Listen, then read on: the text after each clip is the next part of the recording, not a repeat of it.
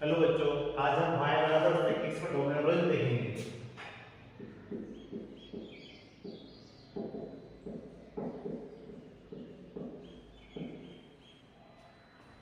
आपको domain range के बारे में मैंने कुछ पहले बता दिया वीडियो। आज sec x का देखते हैं। sec x को 1 cos x भी लिख सकते हैं। आप लोगों ने कमेंट में बताया था आवाज वगैरह का इशू है तो उसके लिए माइक वगैरह लगवाया है। जब तक एडजस्ट कीजिए और समझने की कोशिश कीजिए, नहीं आता है कुछ समझ में कमेंट बॉक्स में बताइए। देखिए बेटा, डोमेन और रेंज निकालने के लिए ग्राफ बनाना पड़ेगा। ग्राफ के लिए x और y कुछ वैल्यू मानते हैं। हम लोग माइनस पाई बाई 2 ले लेते हैं, 0 ले लेते हैं, पाई बाई 2 ले लेते हैं, पाई माइनस पाई आप लोग वैल्यू ले सकते हो, है ना।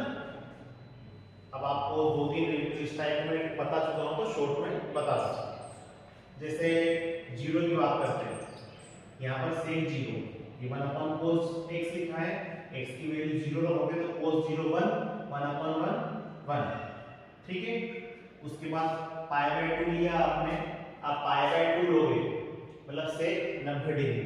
अब चूंकि cos 90 डिग्री क्या होता है आपका, cos 90 डिग्री होता है 0, तो 1/0 हो गया इंफिनिटी, 90 पे क्या जाएगा इंफिनिटी, ठीक है।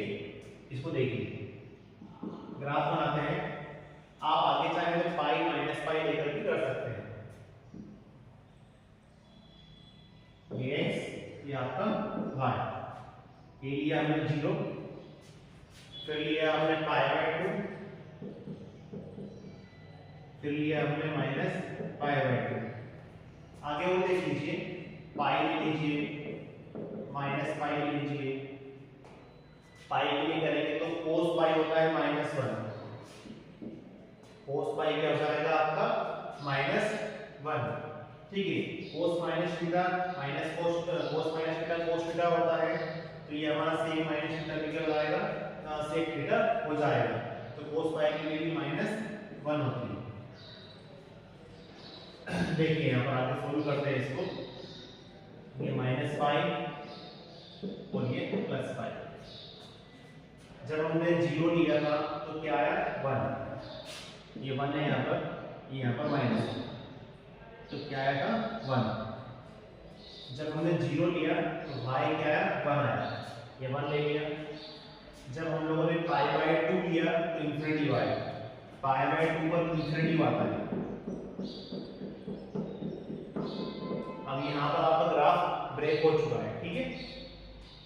जब पाई लिया तो -1 आया, ये पाई पर -1 यहाँ पर बनेगा, ठीक है।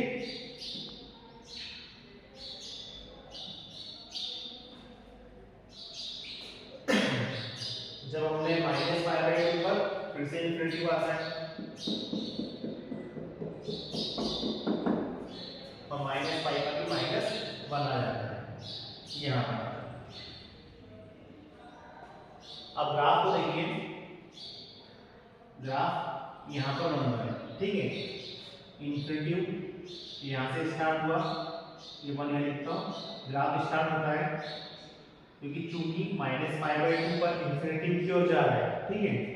-π/2 पर कहाँ जा रहा है इंफिनिटी की ओर, तो ग्राफ इंफिनिटी की ओर जाएगा। यहाँ से इधर के क्षेत्र में π/2 पर भी कहाँ जा रहा है इंफिनिटी की ओर, इंफिनिटी की ओर जाएगा, ठीक है। एक बिंदु हमारा ये मिला यहाँ पर -1 का, तो पाई पर -1 था हमारा, तो इस टाइप से ग्राफ इधर आएगा यहाँ पर, और आगे चलेंगे तो इधर चले जाएगा। इस टाइप से इसका ग्राफ बनेगा, इसको नोट कीजिएगा।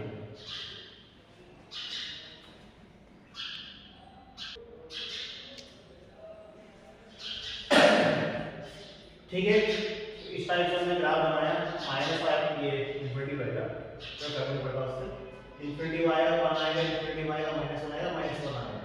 अलग अलग वैल्यू लिए हमने, इनको यहाँ पर सोल्व करा। अब हमारा डोमेन होता है, डोमेन होता है आपका एक साथ जो आपकी रेंज होती है, रेंज होती है आपकी y अक्ष। ठीक है, अब यहां पर देखिए इसके ध्यान से, पहले आप लोग रेंज को देख लेते हैं हम लोग, है ना, रेंज y अक्ष है। अब y अक्ष पर ग्राफ कहां जा रहा है, ऊपर की ओर इंफिनिटी तक तो जा रहा है, समझिएगा बेटा, ऊपर की ओर इंफिनिटी तक जा रहा है, इंफिनिटी से आता है इंफिनिटी की ओर जा रहा है, लेकिन यहां तक केवल 1 तक ही आ पाता है। 1 और -1 के बीच की वैल्यू इनको टच ग्राफ नहीं करता है।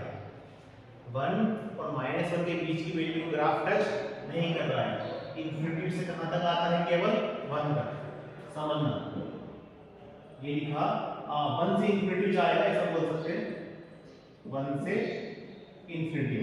एक तो ये हो गया आपका मैक्सिमम में, और नीचे यहां पर -1 तक आता है, माइनस इंफिनिटी -1, ग्राफ कहां से कहां तक आ रहा है, माइनस इंफिनिटी से -1, जिसकी हम रेंज निकाल रहे हैं y अक्ष की। ये देखो माइनस इंफिनिटी से कहां तक जा रहा है, केवल 1 तक जा रहा है, माइनस इंफिनिटी दिख रहा है, ये हमारा ग्राफ इंफिनिटी तक जा रहा है नीचे की ओर, तो कहां तक जा रहा है, -1 तक जा रहा है, और -1 से +1 के बीच ग्राफ नहीं बनता है, -1 से -इंफिनिटी, ये -इंफिनिटी और ये -1। ठीक है, रेंज समझिएगा, रेंज क्या हो रही है, -इंफिनिटी से -1, ये वाला एरिया है ना, ये लिख दिया मैंने, -इंफिनिटी से -1, -1 को तो टच कर रहा है तो ये ब्रैकेट लगाएगा, इंफिनिटी को टच नहीं करेगा तो छोटा ब्रैकेट लगा दिया हमने ओपन सेट का, लेकिन हमने यहाँ पर क्लोज सेट वाला ब्रैकेट लगाया क्योंकि -1 को ये टच कर रहा है।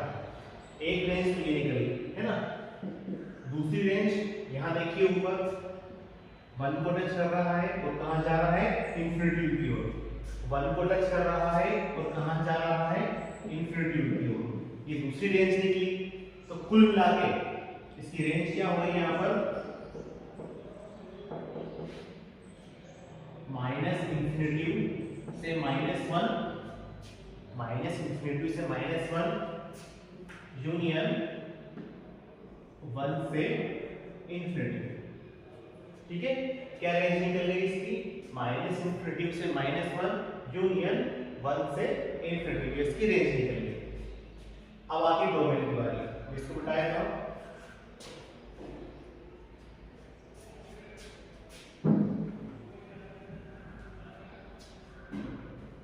जनरली रेंज और डोमेन रियल नंबर आ ही होते हैं, तो डोमेन हमारा क्या होगा, रियल नंबर होगा, लेकिन यहाँ पर देखो ग्राफ कहाँ कहाँ टूट रहा है, π/2 पर टूट रहा है ग्राफ π/2 पर इंफिनिटी की ओर जाता है, π/2 पर ग्राफ ब्रेक हो गया, π/2 पर ब्रेक हुआ, इसी प्रकार आगे 3π/2 पर भी ब्रेक होगा, फिर 5π/2 पर भी ब्रेक होगा, मतलब ऊपर की ओर विषम संख्याओं के लिए ब्रेक होगा। पिछले वीडियो में आपको बताया था विषम संख्याओं वाला, तो इसमें से हमको क्या माइनस करना पड़ेगा, 2n + 1 π/2, n की वैल्यू आप रख के देखो, 0 रखो, 1 रखो, 2 रखो, n की वैल्यू 2 रखो, 2 2 = 4, 4 + 1 5, 5π/2 ये आ गया। तो इस टाइप से इसका डोमेन में ज्ञात करना, ये हमारा विषम संख्या के लिए ये नंबर हो गया। और रेंज आपको क्लियर आई थिंक समझ में आ गया होगा, रेंज में चित्र बन रहा है यहाँ पर, ये 1 से इंफिनिटी की ओर जा रहा है, बीच के एरिया को टच नहीं करता है, इसी प्रकार -1 से -इंफिनिटी, ऐसा बोलते हैं इसको, -इंफिनिटी से -1 और 1 से इंफिनिटी, इनके बीच की वैल्यू को टच नहीं करता है, इसको नोट कीजिए।